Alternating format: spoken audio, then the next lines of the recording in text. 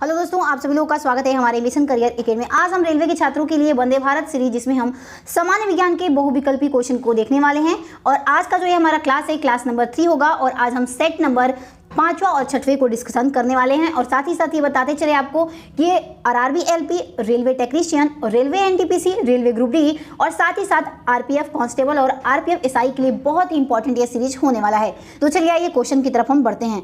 तो हमारा यहाँ पे क्वेश्चन दिया है, प्रथम अंतर्राष्ट्रीय पर्यावरण सम्मेलन कहाँ पर किया गया था। तो ऑप्शन नंबर इसमें राइट आंसर हमारा डी हो जाएगा, यानी कि पहला अंतर्राष्ट्रीय पर्यावरण सम्मेलन ये स्टॉकहोम में आयोजित किया गया था।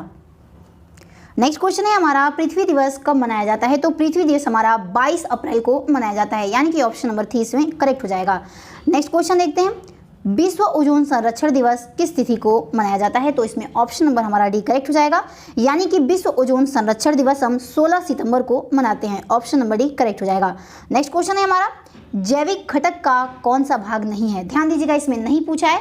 तो ऑप्शन नंबर डी हमारा ये जो वायु होता है, ये जैविक घटक का भाग नहीं होता है। नेक्स्ट क्वेश्चन है, ओजोन परत को नष्ट कौन करता है। तो ऑप्शन नंबर इसमें राइट आंसर हमारा डी हो जाएगा, यानी कि क्लोरोफ्लोरोकार्बन गैस हमारे ये ओजोन परत को नष्ट करते हैं। नेक्स्ट क्वेश्चन देखते हैं, प्रथम पृथ्वी सम्मेलन कहाँ पर आयोजित की गई थी। ये बहुत ही इंपॉर्टेंट क्वेश्चन है। तो पहला पृथ्वी सम्मेलन ये हमारा रियो डी जेनेवा में आयोजित किया गया था। ऑप्शन नंबर डी हमारा इसमें करेक्ट हो जाएगा। अगला प्रश्न है हमारा, क्योटो सम्मेलन कब हुआ था। तो ऑप्शन नंबर इसमें सी करेक्ट हो जाएगा। क्योटो सम्मेलन ये 1997 को हुआ था। ऑप्शन नंबर सी करेक्ट है। नेक्स्ट क्वेश्चन है, पारा प्रदूषण से संभावित अंग कौन सा है। तो ऑप्शन नंबर राइट आंसर हमारा इसमें डी हो जाएगा, यानी मस्तिष्क को होता है। नेक्स्ट क्वेश्चन, राष्ट्रीय जल नीति की घोषणा कब की गई थी। तो राष्ट्रीय जल नीति की घोषणा 2002 में की गई थी।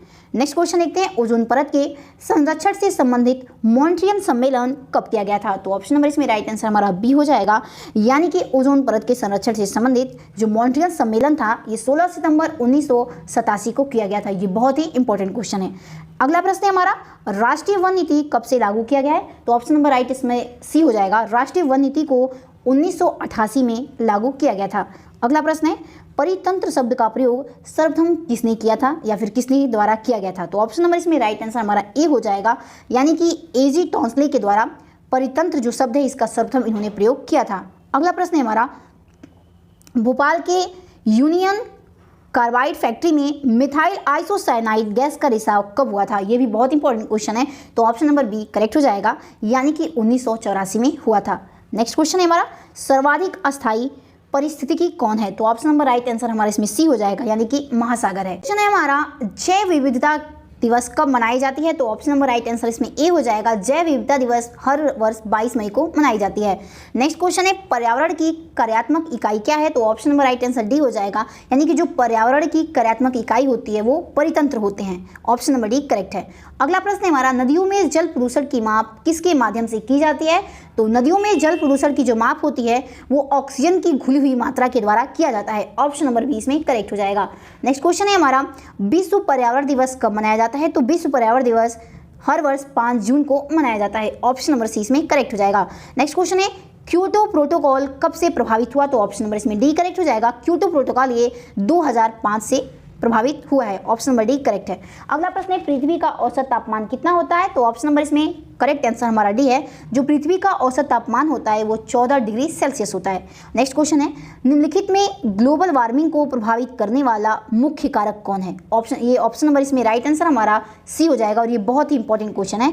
तो कार्बन डाइऑक्साइड ये ग्लोबल वार्मिंग को प्रभावित करने वाला मुख्य कारक है। नेक्स्ट क्वेश्चन देखते हैं, वायु प्रदूषक सीसा से प्रभावित अंग कौन है। तो ऑप्शन नंबर राइट आंसर इसमें ए हो जाएगा, यानी कि उदर हो जाएगा।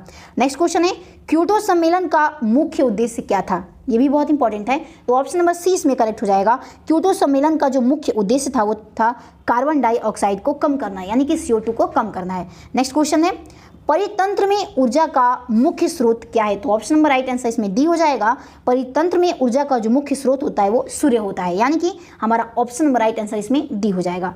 अगला प्रश्न है हमारा, प्रथम बार इकोलॉजी शब्द का प्रयोग किसके द्वारा किया गया था। तो ऑप्शन नंबर राइट आंसर इसमें हमारा बी हो जाएगा, यानी कि रिटर के द्वारा सबसे पहले इकोलॉजी शब्द का प्रयोग किया गया था। नेक्स्ट क्वेश्चन देखते हैं, सर्वप्रथम ग्रीन हाउस गैसों की संकल्पना किसने किया था। यह भी इंपॉर्टेंट है। तो सर्वप्रथम जो गैसों की संकल्पना किया गया था वे थे जोसेफ फोरियर थे। ऑप्शन नंबर डी इसमें करेक्ट हो जाएगा। नेक्स्ट क्वेश्चन देखते हैं, विलुप्त हो रहे प्राणियों का संबंध किससे है? तो ऑप्शन नंबर राइट आंसर इसमें हमारा ए हो जाएगा, यानी कि विलुप्त हो रहे प्राणियों का संबंध रेड डाटा बुक से संबंधित है।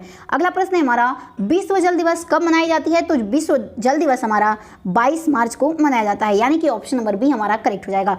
अगला प्रश्न है, भारत सरकार ने पर्यावरण संरक्षण अधिनियम कब लागू किया था? तो ऑप्शन नंबर इसमें डी करेक्ट हो जाएगा। भारत सरकार ने 1986 को पर्यावरण संरक्षण अधिनियम को लागू किया था। अगला प्रश्न है, विश्व पर्यावरण संरक्षण दिवस कब मनाया जाता है? तो विश्व पर्यावरण संरक्षण दिवस हमारा 26 नवंबर को मनाया जाता है, यानी कि ऑप्शन नंबर ए करेक्ट हो जाएगा। अगला प्रश्न है, पर्यावरण संरक्षण के लिए कार्य करने वाली अंतर्राष्ट्रीय एजेंसी कौन है? ये बहुत इंपॉर्टेंट क्वेश्चन है, तो ऑप्शन नंबर इसमें सी करेक्ट हो जाएगा हमारा, यानी कि पर्यावरण संरक्षण के लिए जो कार्य करने वाली अंतर्राष्ट्रीय एजेंसी है वो है ग्रीन पीस, उसका नाम है। ऑप्शन नंबर सी करेक्ट हो जाएगा। नेक्स्ट क्वेश्चन है, राष्ट्रीय पर्यावरण अनुसंधान केंद्र कहाँ स्थित है? तो ऑप्शन नंबर राइट आंसर इसमें सी हो जाएगा। राष्ट्रीय पर्यावरण अनुसंधान केंद्र हमारा नागपुर में स्थित है। नेक्स्ट क्वेश्चन देखते हैं, राष्ट्रीय पर्यावरण नीति की घोषणा कब की गई थी? तो राष्ट्रीय पर्यावरण नीति की घोषणा ये 2004 में किया गया था। ऑप्शन नंबर सी करेक्ट हो जाएगा। अगला प्रश्न हमारा, परिस्थितिकी विज्ञान केंद्र कहाँ पर स्थित है? तो परिस्थितिकी विज्ञान केंद्र हमारा ये बेंगलुरु में स्थित है। ऑप्शन नंबर डी करेक्ट हो जाएगा। नेक्स्ट क्वेश्चन देखते हैं, संगमरमर से निर्मित ऐतिहासिक इमारतों को सबसे अधिक हानि कौन पहुंचाता है? ये बहुत ही इंपॉर्टेंट क्वेश्चन है, तो ऑप्शन नंबर ए करेक्ट हो जाएगा, यानी कि सल्फर डाइऑक्साइड, यानी कि SO2 हो जाएगा। नेक्स्ट क्वेश्चन देखते हैं, अपघटक के अंतर्गत कौन आते हैं? तो ऑप्शन नंबर इसमें राइट आंसर डी हो जाएगा, यानी कि कवक और जीवाणु ये दोनों ही हमारे अपघटक के अंतर्गत आते हैं, तो ऑप्शन नंबर डी हमारा करेक्ट हो जाएगा। नेक्स्ट क्वेश्चन देखते हैं, ग्रीन हाउस गैस के कारक कौन नहीं है? ध्यान दीजिएगा, इसमें नहीं पूछा है, तो ऑप्शन नंबर डी करेक्ट हो जाएगा, यानी कि ग्रीन हाउस गैस के जो कारक ये ऑक्सीजन नहीं होता है, बाकी सभी होते हैं। नेक्स्ट क्वेश्चन है, विश्व आर्द्र भूमि दिवस कब मनाया जाता है? ये बहुत इंपॉर्टेंट क्वेश्चन है, तो ऑप्शन नंबर हमारे इसमें डी करेक्ट हो जाएगा, यानी कि विश्व आर्द्र भूमि दिवस 2 फरवरी को मनाया जाता है। ऑप्शन नंबर डी करेक्ट है। अगला प्रश्न है, ऊर्जा पिरामिड सदैव होती है? तो ऊर्जा पिरामिड जो होती है सदैव हमारी सीधा होती है। ऑप्शन नंबर बी करेक्ट हो जाएगा। नेक्स्ट क्वेश्चन देखते हैं, मानव जनित पर्यावरणीय प्रदूषण क्या कहलाता है? तो ऑप्शन नंबर इसमें राइट आंसर हमारा ए हो जाएगा, यानी कि मानव जनित पर्यावरणीय प्रदूषण को हम एंथ्रोपोजेनिक कहते हैं। ऑप्शन नंबर ए करेक्ट हो जाएगा। तो चलिए अब हम सेट नंबर 6 को देखने वाले हैं। क्वेश्चन दिया है हमारा, आधुनिक आवर्त सारणी के 5वें आवर्त में कितने तत्व होते हैं? तो ऑप्शन नंबर सी करेक्ट हो जाएगा, यानी कि आधुनिक आवर्त सारणी के 5वें आवर्त में कुल 18 तत्व होते हैं। अगला प्रश्न है, आधुनिक आवर्त सारणी के 17वें वर्ग को क्या कहा जाता है? ये बहुत इंपॉर्टेंट क्वेश्चन है, तो आधुनिक आवर्त सारणी के 17वें वर्ग को हम हैलोजन कहते हैं। ऑप्शन नंबर 1 करेक्ट है। नेक्स्ट क्वेश्चन है, सबसे भारी प्राकृतिक तत्व कौन सा है? तो ऑप्शन नंबर राइट आंसर इसमें हमारा ए हो जाएगा, यानी कि सबसे भारी प्राकृतिक तत्व हमारा यूरेनियम होता है। नेक्स्ट क्वेश्चन देखते हैं। अगला प्रश्न है हमारा, धातु जो द्रव्य अवस्था में पाई जाती है, तो वो कौन सी धातु है जो द्रव्य अवस्था में पाई जाती है? तो पारा हमारी ऐसी धातु है जो एक द्रव्य अवस्था में पाई जाती है, यानी कि ऑप्शन नंबर 1 करेक्ट हो जाएगा। अगला प्रश्न है, अधातु जो द्रव्य अवस्था में पाई जाती है, ऐसी कौन सी अधातु है जो द्रव्य अवस्था में पाई जाती है? तो ऑप्शन नंबर राइट आंसर हमारा इसमें ब्रोमीन हो जाएगा, यानी कि जो ब्रोमीन अधातु है ये सदैव द्रव्य अवस्था में पाई जाती है। नेक्स्ट क्वेश्चन देखते हैं, आवर्त सारणी में 6ठे आवर्त में कुल कितने तत्व होते हैं? ये भी इंपॉर्टेंट है, जितने भी आवर्त से क्वेश्चन है ये सारे ही सारे हमारे एग्जाम में जरूर ही पूछे जाते हैं, तो इसमें ऑप्शन नंबर राइट आंसर हमारा सी हो जाएगा, यानी कि आवर्त सारणी के 6वें आवर्त में कुल 32 तत्व पाए जाते हैं। नेक्स्ट क्वेश्चन देखते हैं, आवर्त सारणी के किस समूह को शून्य समूह कहा जाता है? तो ऑप्शन नंबर डी करेक्ट हो जाएगा, यानी कि आवर्त सारणी के 18 समूह को शून्य समूह भी कहा जाता है। ऑप्शन नंबर डी करेक्ट हो जाएगा। नेक्स्ट क्वेश्चन देखते हैं, सोडियम धातु को कहाँ रखा जाता है? तो सोडियम धातु को ये केरोसिन तेल में रखा जाता है। ऑप्शन नंबर 1 करेक्ट हो जाएगा। नेक्स्ट क्वेश्चन देखते हैं, चाकू से काटी जा सकने वाली धातु कौन सी है? यानी कि यहाँ पूछ रहा है कि चाकू से ऐसी कौन सी धातु है जिसको हम काट सकते हैं? तो ऑप्शन नंबर डी इसमें हमारा करेक्ट हो जाएगा, यानी कि लिथियम, सोडियम और पोटेशियम, इन तीनों को हम आसानी से चाकू से काट सकते हैं। अगला प्रश्न है हमारा, किस अधातु में धातुई चमक पाई जाती है? ये भी इंपॉर्टेंट है, तो ऑप्शन नंबर डी करेक्ट हो जाएगा, यानी कि आयोडीन अधातु में धातुई चमक पाई जाती है। नेक्स्ट क्वेश्चन है, आवर्त सारणी में किस तत्व की उच्चतम इलेक्ट्रॉन बंधुता होती है? यानी कि ऑप्शन नंबर बी करेक्ट हो जाएगा, यानी कि आवर्त सारणी में क्लोरीन तत्व एक ऐसा है जिसमें उच्चतम इलेक्ट्रॉन बंधुता होती है। ऑप्शन नंबर बी करेक्ट हो जाएगा। क्वेश्चन देखते हैं, आवर्त सारणी के तीसरे और चौथे समूह का सामान्य गुणधर्म क्या है? तो ऑप्शन नंबर राइट आंसर इसमें हमारा ए हो जाएगा, यानी कि वे क्षारीय और अम्लीय दोनों हैं। नेक्स्ट क्वेश्चन देखते हैं, न्यूलैंड के समय ज्ञात तत्वों की संख्या कितनी थी? ऑप्शन नंबर इसमें राइट आंसर हमारा सी हो जाएगा, यानी ये बहुत इंपॉर्टेंट क्वेश्चन है, यानी कि न्यूलैंड के समय जो तत्वों तत्व थे वो 56 थे कुल total. Option number C correct हो जाए। नेक्स्ट क्वेश्चन देखते हैं, आवत साड़ी में 36 कतारों को क्या कहा जाता है? तो ऑप्शन नंबर राइट आंसर हमारे इसमें ए हो जाएगा, यानी कि उन्हें आवर्त कहा जाता है।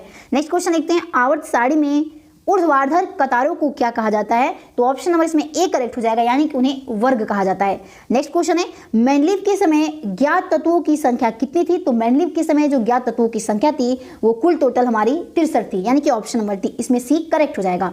अगला प्रश्न है, अक्रिय गैस यानी कि हीलियम किस ब्लॉक का सदस्य है? ये भी बहुत इंपॉर्टेंट क्वेश्चन है। तो हीलियम जो है हमारा एस ब्लॉक का सदस्य है, ऑप्शन नंबर 1 करेक्ट होता है। नेक्स्ट क्वेश्चन, हीलियम को छोड़कर सभी अक्रिय गैस किस ब्लॉक के सदस्य हैं? ये भी इंपॉर्टेंट क्वेश्चन है। तो हीलियम को छोड़कर जो बाकी सभी अक्रिय गैस होते हैं ये सभी हमारे पी ब्लॉक के सदस्य होते हैं, यानी कि ऑप्शन नंबर 20 में करेक्ट हो जाएगा।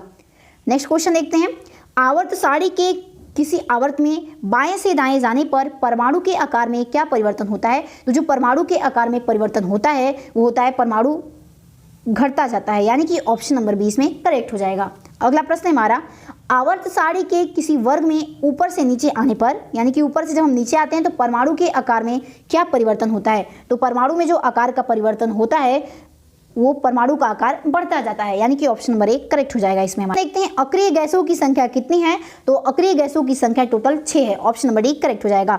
अगला प्रश्न है हमारा, अक्रिय गैसों की संयोजकता कितनी होती है? तो अक्रिय गैसों की जो संयोजकता होती है वो 0 होती है, यानी 0 होती है। ऑप्शन नंबर इसमें ए हमारा करेक्ट हो जाएगा। अगला प्रश्न है हमारा, किस अक्रिय गैस का उपयोग विद्युत बल्ब में किया जाता है? तो ऑप्शन नंबर राइट आंसर इसमें हमारा ए हो जाएगा, यानी कि ऑर्गन ये अक्रिय गैस है, इसका प्रयोग विद्युत बल्ब में किया जाता है। नेक्स्ट क्वेश्चन देखते हैं, किसी तत्व के परमाणु के अंतिम कक्षा में उपस्थित इलेक्ट्रॉनों की संख्या क्या कहलाती है? तो इलेक्ट्रॉनों की संख्या वो कहलाती है संयोजी इलेक्ट्रॉन, वे सब कहलाते हैं। ऑप्शन नंबर 20 में करेक्ट हो जाएगा। नेक्स्ट क्वेश्चन देखते हैं, आधुनिक आवर्त सारणी में टेढ़ी मेढ़ी रेखा किसे अलग करती है? तो जो आधुनिक आवर्त सारणी में जो टेढ़ी मेढ़ी रेखा होती है वो धातुओं को अधातुओं से अलग करती है। ऑप्शन नंबर 20 में हमारा करेक्ट हो जाएगा। अगला प्रश्न हमारा दिया है, किसी एक वर्ग के सभी तत्वों में संयोजी इलेक्ट्रॉनों की कुल संख्या कितनी होती है? तो ऑप्शन नंबर राइट आंसर इसमें ए हो जाएगा, यानी कि समान होती हैं। नेक्स्ट क्वेश्चन देखते हैं, गैसीय अवस्था में पाए जाने वाला हैलोजन कौन सा है? ये भी बहुत इंपॉर्टेंट क्वेश्चन है कि ऐसा कौन सा हैलोजन है जो गैस की अवस्था में पाया जाता है? तो क्लोरीन हमारा, ऑप्शन नंबर ए हमारा इसमें करेक्ट हो जाएगा। नेक्स्ट क्वेश्चन देखते हैं, ठोस अवस्था में पाया जाने वाला हैलोजन कौन सा है? ये भी इंपॉर्टेंट है, ऐसा कौन सा हैलोजन है जो ठोस अवस्था में होता है? तो आयोडीन जो हमारा ये हैलोजन है ये जो ठोस अवस्था में पाया जाता है। नेक्स्ट क्वेश्चन देखते हैं, कौन सा अक्रिय गैस वायुमंडल में नहीं पाया जाता? ये भी इंपॉर्टेंट क्वेश्चन है कि कौन सा ऐसा अक्रिय गैस है जो हमारे वायुमंडल में नहीं पाया जाता? तो ऑप्शन नंबर इसमें राइट आंसर हमारा डी हो जाएगा, यानी कि रेडॉन ये हमारे वायुमंडल में नहीं पाया जाता। अगला प्रश्न है हमारा, वायुमंडल में सर्वाधिक मात्रा में पाए जाने वाला अक्रिय गैस कौन सा है? ये भी इंपॉर्टेंट है, ये अक्रिय गैस सबसे अधिक हमारे वायुमंडल में कौन सा अक्रिय गैस पाया जाता है? तो आर्गन हमारे वायुमंडल में सबसे अधिक पाया जाता है। ऑप्शन नंबर 1 करेक्ट हो जाएगा। अगला प्रश्न हमारा, ऑर्गन की खोज किसने की थी? तो ऑर्गन की खोज रैमजे ने की थी। ऑप्शन नंबर ए हमारा इसमें करेक्ट हो जाएगा। अगला प्रश्न है, सर्वाधिक यौगिक बनाने वाला अक्रिय गैस कौन सा है? ये भी इंपॉर्टेंट है कि सबसे अधिक यौगिक कौन सा अक्रिय गैस बनाता है? तो जेनॉन हमारा यह अक्रिय गैस है जो सबसे अधिक यौगिक बनाता है। ऑप्शन नंबर 20 में ध्यान दीजिएगा, राइट आंसर हो जाएगा। अगला प्रश्न है हमारा, किस अक्रिय गैस का उपयोग रेडियोथेरेपी में कैंसर के इलाज में होता है? ये भी इंपॉर्टेंट है, तो ऑप्शन नंबर सी करेक्ट हो जाएगा, यानी कि रेडॉन का उपयोग किया जाता है। नेक्स्ट क्वेश्चन देखते हैं, ऑर्गन का द्रव्यमान कितना होता है? तो ऑर्गन का जो द्रव्यमान होता है वो हमारा 40 होता है। ऑप्शन नंबर सी इसमें हमारा करेक्ट हो जाएगा। नेक्स्ट क्वेश्चन है हमारा, हीलियम के 72 कक्षा में कितने इलेक्ट्रॉन होते हैं? तो इसमें ऑप्शन नंबर हमारा ए करेक्ट हो जाएगा, जो हीलियम के 72 कक्षा में इलेक्ट्रॉन होते हैं वो 2 होते हैं। नेक्स्ट क्वेश्चन देखते हैं, हीलियम को छोड़कर सभी अक्रिय गैसों की 72 कक्षा में कितने इलेक्ट्रॉन होते हैं? ये भी इंपॉर्टेंट है, तो कुल 8 होते हैं। ऑप्शन नंबर डी इसमें करेक्ट हो जाएगा।